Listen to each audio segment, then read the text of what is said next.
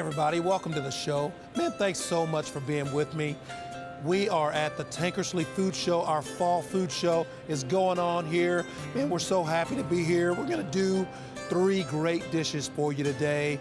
We're gonna do a nice bruschetta, some shrimp and grits, and a real good Oreo panna cotta.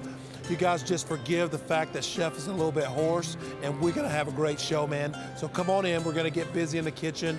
This is cooking today. Hey everybody, welcome to the show. Man, thank you so much for being with us today. We're so excited to be at the Tankersley Food Show. It's our fall food show right here in beautiful downtown Fort Smith. Man, there's a lot of cool things going on around the show today. And we have a nice audience that's out behind the camera guys here. So the first time for that for us. And so we're really excited to have them. We're gonna feed them a little bit too once we get done making a dish. So join in, man. We're gonna do a bruschetta right off the bat. Really a simple dish, one that I think you can do for your family in a short amount of time, especially if they're coming over to watch a ball game, coming over for any kind of party. Super easy dish. And we start out with 1 baguette. What I like to do, I like to cut the baguette on a bias. So I'll take the baguette and just slice it where it's on an angle. That way I get a really nice long piece of bruschetta, of crostini. And just cut out as many as you need. Generally, it's a couple, maybe 3 of these per person. And once I get done with that, what I like to do, take some butter, and I got some in a pan right here. I'm just gonna let that heat up, because we like to butter these really, really well. We also need some tomatoes. We're gonna use nice feta cheese for this as well, just to give it some good flavor. And with the tomatoes, what we'll do is just give them a nice slicing, just right in half, just like that. Sometimes these grape tomatoes still have the stem in them. You wanna make sure you get rid of those and wash them up real good as well. And once you get them cleaned up and sliced, and I'll show you this, I already have some of the bruschettas already done. These were in the oven for about 10 minutes with butter and Italian seasoning. Thank you to our friends at Tones. They provide great products for us, but this is just a swipe of butter and some Italian seasoning. We also need some fresh basil. So we'll take out the nicest leaves we can find. I like to roll it up, you guys, so that it's nice and thin once I get it sliced. So just use my hand. Remember, always make a nice bridge when you're slicing like this.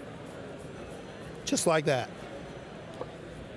And this is a great little cold appetizer. So what I'll do, so I can make it in bulk, I'll put 1, 2, 3 each of tomatoes on there, just like that.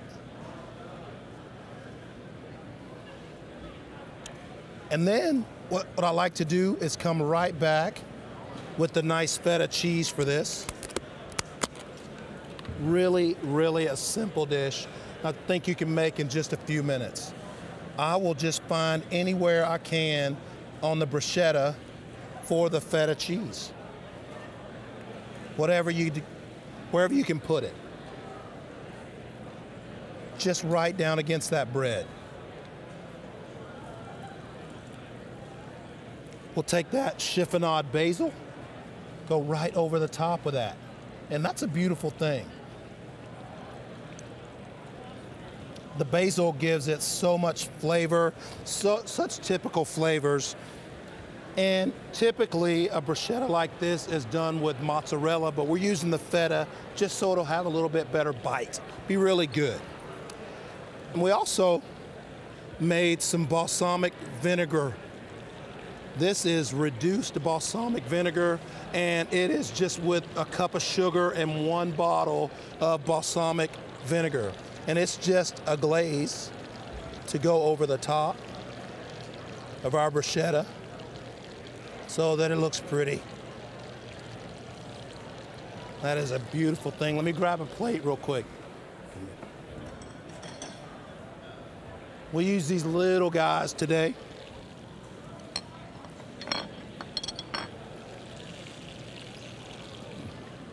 Bruschetta on the plate, just like that. And make sure that if you need to, you get more of that cheese to go right in on top. And you can also hit it once again with the balsamic. Just to love on it. Beautiful. What a great dish. Look at this little appetizer. You cannot go wrong with a cool dish like this. I think your family and friends are going to love it. You guys, when we get back, we're gonna do a shrimp and grit dish. That's so good, man. I cannot wait to show it to you. Y'all stick around. This is cooking today. And we are back. Man, had a great dish. What a great piece of bruschetta, nice feta cheese. So we're gonna continue on with our shrimp and grits. And I already have our stock boiling on the stove right now. I have a stick of butter in there, and I'm just letting that go. We're gonna season it up real good with salt and pepper. So a couple of rounds of black pepper. And I'm using the pink sea salt today from Tone's great product. A couple of rounds. Just like that. Make sure that your grits are seasoned really good. And once you do that, man, you can go right ahead and add the cheese. This is Gruyere cheese. And we're gonna put all of this in, just so it's got good flavor. Once the cheese starts to melt, we'll go ahead and add our grits.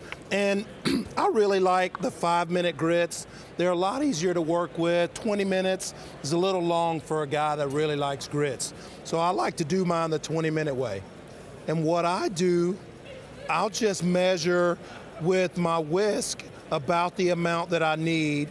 You'll feel the resistance start to come back against your hand in the water as you whisk. And you let them go. And we're gonna make a killer marinade for our shrimp. Super simple marinade as well. We'll get this guy right out of here.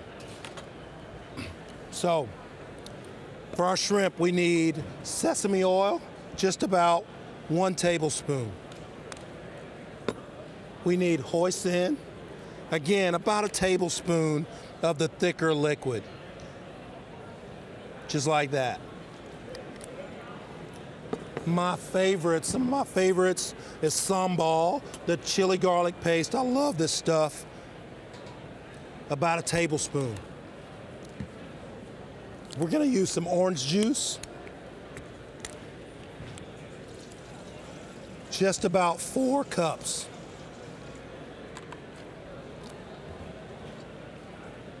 And I have a couple of cloves of garlic right here that we'll smash. Just like we always do. And just a rough chop on this. You don't have to go so far on it. Just make a nice bridge for yourself. And that'll work perfectly, just like that. And now, take your shrimp and go right into the marinade. You're ready to go. Just mix it up real good. And you're all set. And what I did to make it go a little bit easier for us, I got them all done and ready to go. So they've been marinating for a little while. Those grits are smelling so good. Look at that. That is a beautiful thing. So we're gonna flip our pan right here, right over to here, and we're gonna get our shrimp going. What I like to do is drain off as much of that marinade as I can. And I'm not gonna use any oil in the pan at all. We're gonna go straight in. We'll let the marinade do the work of getting us all set up with our shrimp. We're gonna grab one of those red rubber spatulas right here. and just let this cook down. And I have some beautiful watercress. My guys from Scissortail Farms are here and gave me some watercress to use for this shoot. So we're gonna get a little bit of the leaves of the watercress ready to go here. We'll need it for garnish for our shrimp.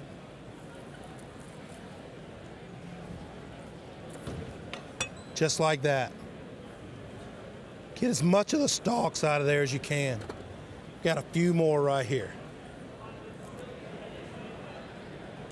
And that'll be perfect. Once we get these shrimp cooking, we're gonna be in really good shape. So I'm gonna grab some plates here.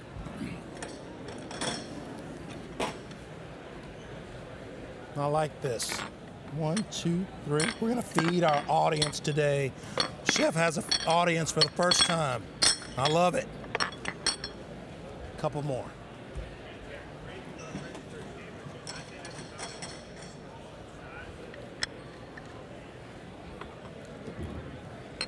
All right, that's gonna be great. And our grits are done. They're ready to go here. They look good.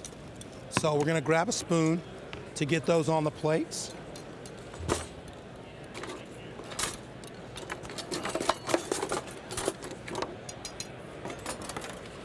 Check it out. Really nice grits, beautiful. I like to put some down right in the middle of these little 3-inch plates. Nice little appetizer.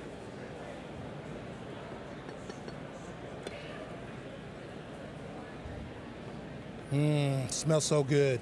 And what I'll do, once I get it all plated, I'll add a little bit more cheese to the top.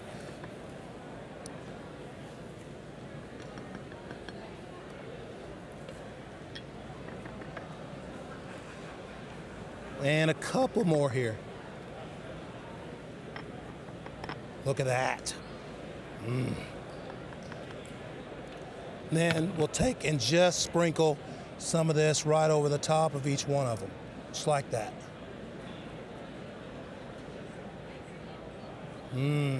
So good. Okay, our shrimp look great, and we'll just plate up, just like this. Just like that. Beautiful. We will add a little bit of that watercress right to the top. 1 or 2 leaves, just depending on what it looks like. And there you have it. Beautiful little shrimp and grits made with so much love. You guys, when we get back, we're gonna do an Oreo panna cotta. This is cooking today. And welcome back. We are gonna finish our day with a beautiful dessert. Man, it's an Oreo panna cotta, really a simple dish. The panna cotta is generally just cream that we stiffen with gelatin, and that just helps it gel. You just put it in the cooler. Let me show you. We have eggnog right here, and this is about half a quart of eggnog. And you can see the steam. I got it really nice and heated up. To the eggnog, I'm gonna add a half a cup of superfine sugar.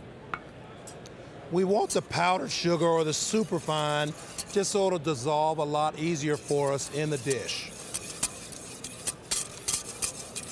And while that's going, what I'm gonna do is take that same measuring cup that I had, and I'm gonna open my gelatin. You gotta have the package of gelatin to make the panna cottas hold up for you. So what we like to do here, take some of that steaming eggnog, get it right into this part, just like that. And I'll just use my whisk right up over this master batch here, just to get the gelatin blooming just a little, and then add it right back in. And you want to whisk it up the whole time. Make sure you get all of that gelatin out of the container. And then for our Oreos, we'll take just about 6, put them inside a towel, and fold the towel over. We're gonna take a nice skillet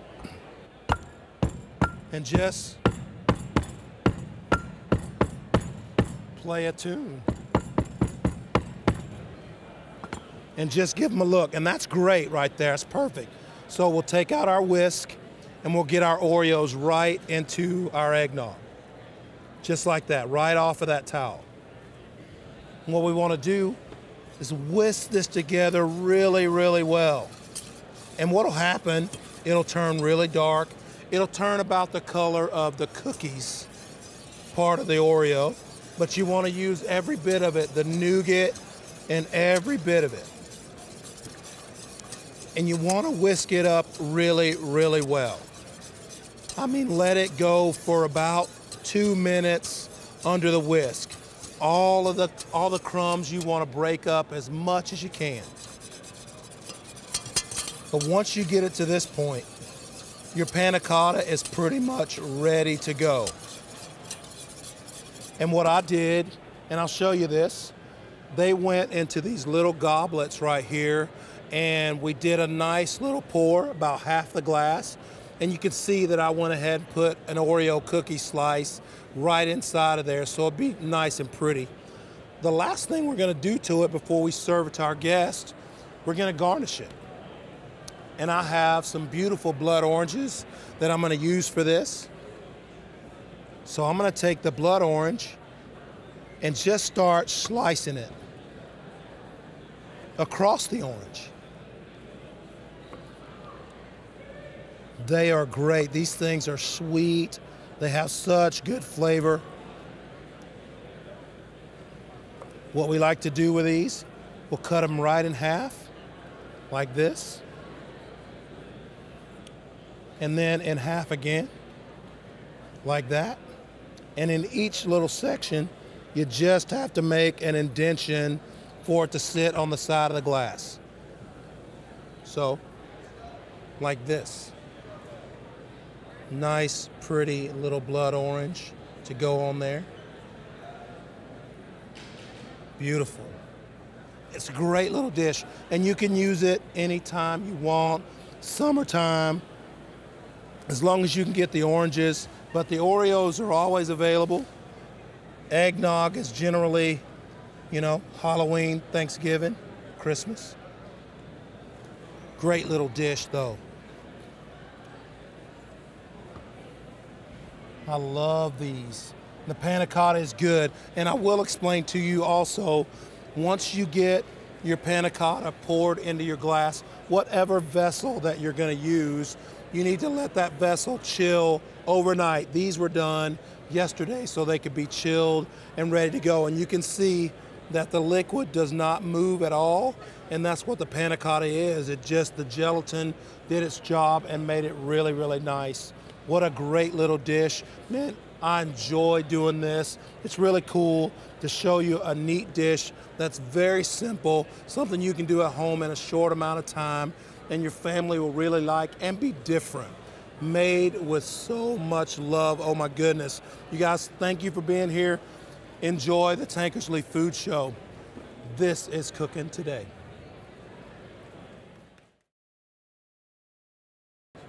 Guys, thanks so much for joining us today. It's been a great show. Been a little bit difficult for Chef without having a voice, but man, that's just a part of it. It's been great, great audience, lots of cool people. We've seen a lot of folks at the show. It's been really nice. You guys join us again next time. We're gonna have some great dishes to show you. We got a lot of cool things going on. I'm Stephen Brooks, and that's Cooking Today.